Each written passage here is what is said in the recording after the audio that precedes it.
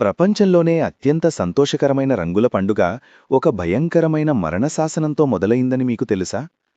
ఈ రోజు మనం గాల్లోకి విసిరే ఈ అందమైన రంగుల వెనుక ఒక రాక్షసరాజు అహంకారం, మరణమే లేని ఒక మృగం మరియు మంటల్లో కాలకుండా చేసే ఒక మాయాకవచం తాలూకు చీకటి చరిత్ర దాగి ఉందని ఎవరికి తెలుసు?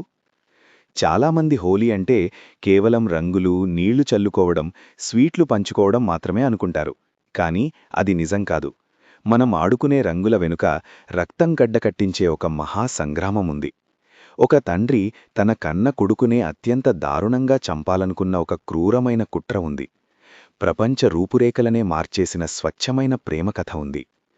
ఈ రోజు చరిత్ర పొరల్లో దాగి ఉన్న హోలీ వెనుక ఉన్న గూస్బంప్స్ తెప్పించే రహస్యాన్ని తెలుసుకోవడానికి మనం గతంలోకి ప్రయాణిద్దాం. భూమిపై జరిగే అతిపెద్ద వేడుకకు ప్రాణం పోసిన అద్భుతమైన శక్తుల గురించి తెలుసుకుందాం.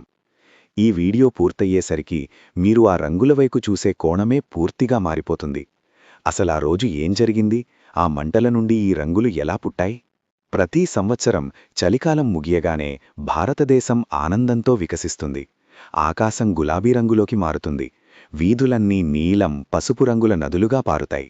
ఇదే హోలీ, రంగుల పండుగ, వసంత పండుగ. కాని గాలిలో ఎగిరే గులాల్ రంగుల వెనుక, డప్పుల చప్పుళ్ల వెనుక ఎన్నో పురాతన రహస్యాలు దాగి ఉన్నాయి. చెక్కు చెదరని భక్తి, రాజుల అహంకారం, ప్రపంచ రూపురేఖలనే మార్చేసిన స్వచ్ఛమైన ప్రేమ కథలు ఉన్నాయి. చాలా కాలం క్రితం హిరణ్యకశిపుగు అనే రాక్షస రాజు నీడలో ప్రపంచం వణికిపోయింది. కఠోర తపస్సుతూ అతను దాదాపుగా మరణం లేని వరాన్ని పొందాడు. మనిషి చేతిలో కాని, జంతువు చేతిలో కాని, ఇంట్లో కాని, బయట కాని, పగలు కాని, రాత్రి కాని, నేలమీద, నీటిలో, ఆకాశంలో ఎక్కడా ఎవరి చేతిలో అతనికి మరణం లేదు. ఈ అజేయమైన శక్తి ఇచ్చిన అహంకారంతో విశ్వమంతా తననే పూజించాలని శాసించాడు. ప్రాణభయంతో ప్రపంచమంతా అతనికి తలొగ్గింది. కాని ఒక్కరు తప్ప, అతని సొంత కుమారుడు యువరాజు ప్రహ్లాదుడు. తండ్రిని పూజించేందుకు ప్రహ్లాదుడు నిరాకరించాడు.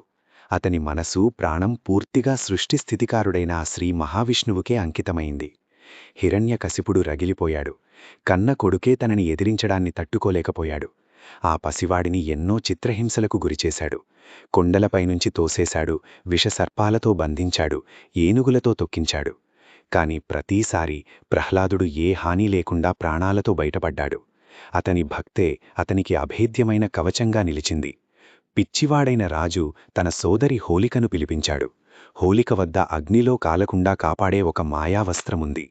పథకం చాలా క్రూరమైనది. హోలిక ప్రహ్లాదుడిని ఒడిలో కూర్చోబెట్టుకుని మండుతున్న మంటల్లో కూర్చుంటుంది. మంటలు ఆ బాలుడిని దహించేస్తాయి. ఆమె మాత్రం క్షేమంగా బయటకొస్తుంది. కాని అగ్ని పవిత్రమైనది. అది పవిత్రతను గుర్తిస్తుంది. మంటలు దరిచేరుతున్నప్పుడు ప్రహ్లాదుడు ప్రశాంతంగా కళ్ళు మూసుకుని శ్రీహరి నామాన్ని జపించాడు. దైవ నిర్ణయం మేరకు ఆ మాయాకవచం హోలికపైనుంచి ఎగిరివెళ్లి ఆ భక్త శిఖామణిని కప్పుకుంది. ఆ మంటలు దుర్మార్గురాలైన మేనత్తను బూడిద చేశాయి. ఇదే హోలికా దహన్.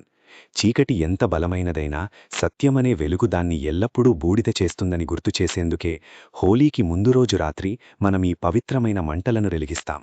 మంటలు చెడుపై మంచి సాధించిన విజయానికి ప్రతీక అయితే మరి ఈ రంగులెక్కడినుంచి వచ్చాయి?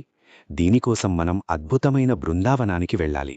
బాలకృష్ణుడు అందమైన నీలమేఘశ్యాముడు. కాని తెలుపు రంగులో ఉండే రాధను ఆయన అమితంగా ప్రేమించాడు. తన అమాయకపు అసూయతో రంగుల పట్ల ఉన్న ఈ భేదం గురించి తన తల్లి యశోదతో ఫిర్యాదు చేశాడు కృష్ణుడు. అతని చిన్నపిల్లల బాధను చూసి నవ్విన యశోద ఒక గిన్నెలో రంగుల పొడిని ఇచ్చి, వెళ్ళు, నీకిష్టమైన రంగును రాధ ముఖానికి పూయి అని చిరునవ్వుతో చెప్పింది. కృష్ణుడు అలాగే చేశాడు.